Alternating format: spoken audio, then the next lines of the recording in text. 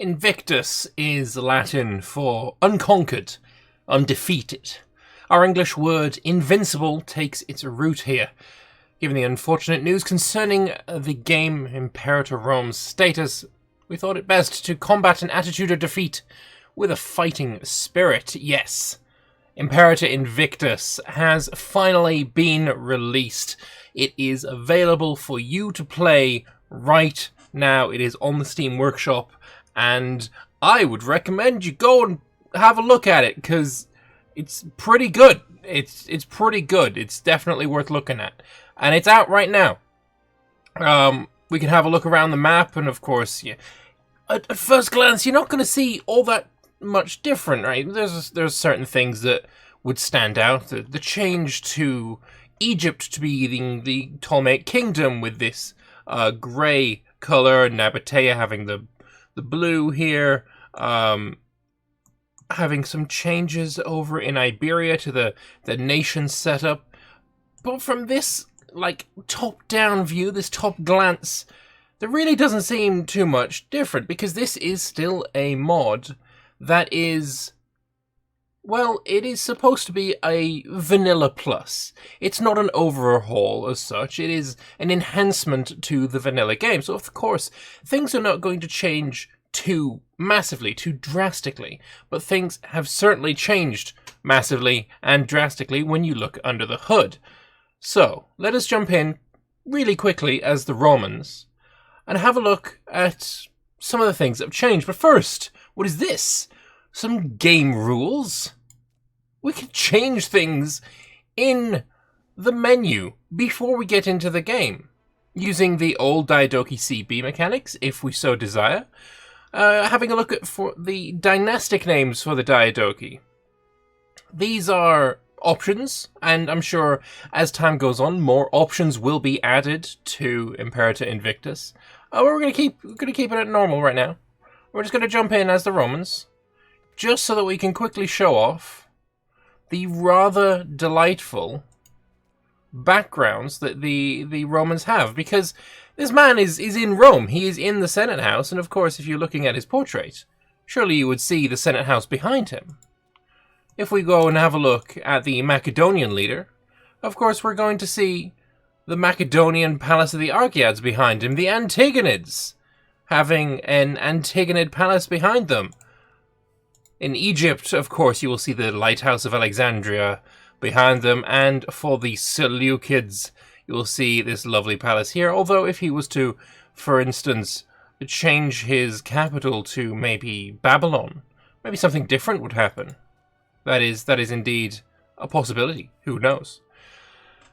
So that's just a surface element. That is a surface element. It is nice to see, of course, but it is not like it's not the be all and end all of Imperator Invictus. We also have the lovely Kothon building here, and there's plenty more. So how about we have a look at the Steam Workshop page and just have a look at the top view, the overall glance, the major bullet points of what has changed in this most ambitious mod. Reworked the map setup in Iberia and the Balkans with several new nation tanks, dynamic food production and consumption with varied seasons and increased importance on food. Of course, it was in the previous dev diary that I did on, I think, Monday or Tuesday, that we showed off the Harvest Seasons mod with the increased food consumption of all of the different pops, which is going to radically change your games quite significantly. The historical Galatian invasion decision and events. The mission tree, however, is still under development. We have optional game rules, which I've just shown off. We have 6 new mission trees. 3 for Macedon, generic mission tree for Punic puppets, generic mission tree for Greek republics around the Black Sea, and a new mission tree for Carthage. We have a dynamic character background art system, which I've just shown off. We have a Regency mechanic allowing rulers to command legions using the Commander Kings mod, which is quite delightful. Maybe I shouldn't have picked Rome and jumped into like the Seleucids so I could show that off. Doesn't matter, it's fine. The Spartan Diarchy reflecting Sparta's historical government of 2 kings, which you know what, this should have totally been in the game itself from the very start. I don't know if I can actually show it off from here. Ruler. Do we have a secondary ruler? Oh, there's Johan. We have a secondary ruler somewhere. I don't know. Also, oh, that's some artwork that I haven't seen before. That's beautiful. I love it. That's fantastic. We have more artwork that I hadn't seen before. But yeah, there's a second ruler here somewhere. I'm sure if you spend some time, you'll be able to find them. What else do we have going on? Tons of new custom art for deities, cities, wonders, and more. Tons of deities to forgotten religions. Tons of new treasures spread around the world. Dynamic tech spread for tribes using the trade system. So if you're trading as a tribe with a civilized nation, maybe you'll trade in some tech with that. Buff the early game tribes for increased survivability and military importance. Many new military traditions and reworked military tradition requirements. This one is actually incredibly important. So, for example, I don't know, maybe we can do it as Rome, depending on what cultures I have here. We have the Italiotians. If we were to make the Italiotians citizens, we may then be able to pass a decision. Maybe we can actually do it. We'll just let this pass while we're waiting. As the Italiotians are Greek, when we integrate them, we will be able then to have them.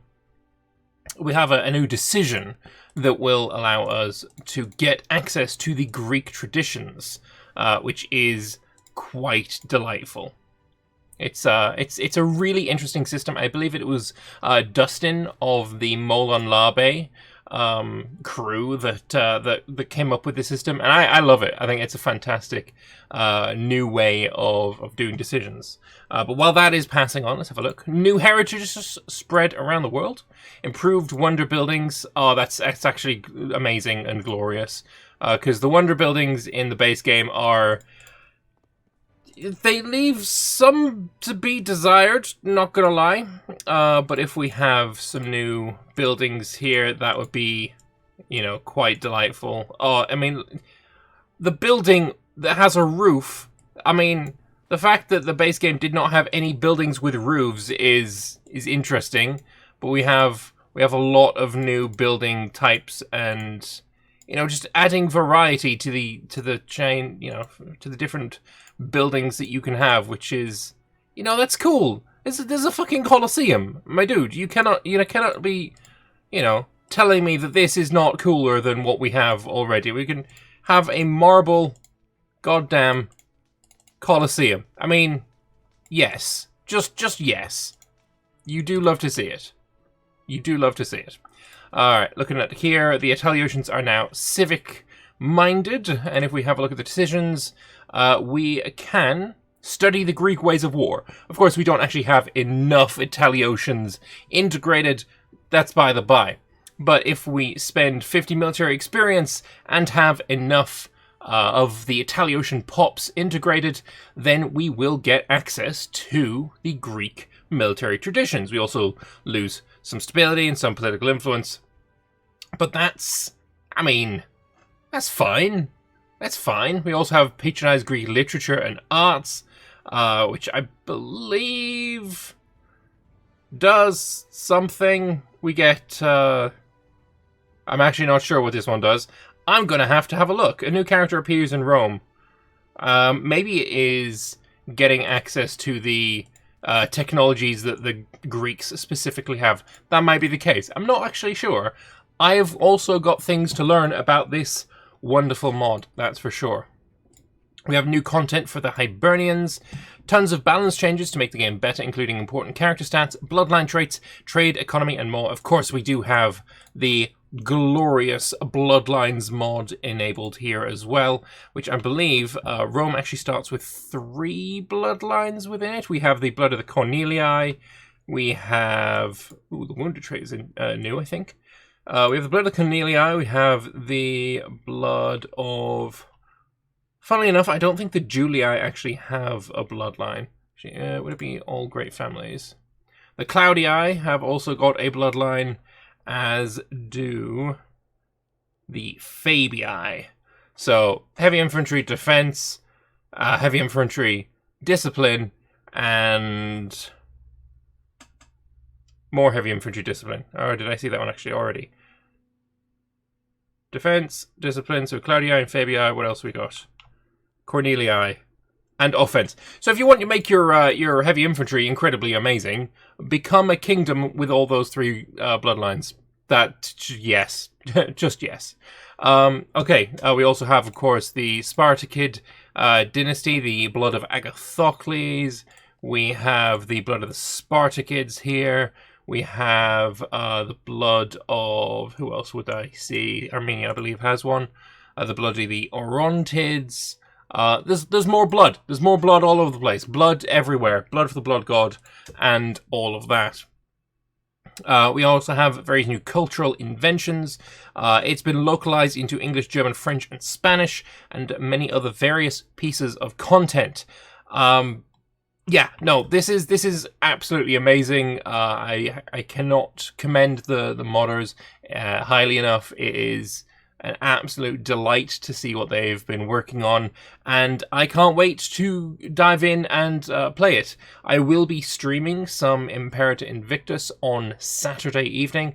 Unfortunately, I don't actually have time between now and then, but on Saturday I will have the time, and I will be streaming some of this. So, my initial idea is to play as one of the Galatian invasion tribes, which I believe is Tectosagia, Eravaskia. Like, it's these guys over here that eventually go over here and form Galatia. That's my plan. However, we do also see here the mission trees under development. If this is completed by Saturday, then we will play as a Galatian invasion. If it is not, we'll figure out someone else to play as. Possibly an Iberian tribe, possibly someone else. I don't know yet. We'll figure it out. But yeah, that's my plan. We're going to be streaming some of this on Saturday. But you don't have to wait till Saturday to go and play it, because you can play it right now. If you go onto the link in the description, it'll bring you to the Imperator Invictus page.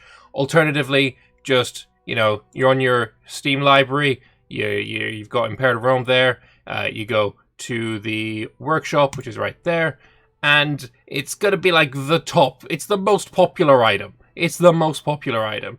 The second most popular item, coincidentally, I think is like, yeah, Lambert's Community Multiplayer Mod, but don't worry about that one. Invictus Mod. Click it, subscribe, like it, favorite it, give it a fucking award. Let's give it, Take my points, because you deserve them. Anyway, I've rambled. Go play Imperator Invictus. Let me know your thoughts in the comment section below. And, yeah, #SaveImperator. Thanks all for watching. I'll see you next time. Bye-bye.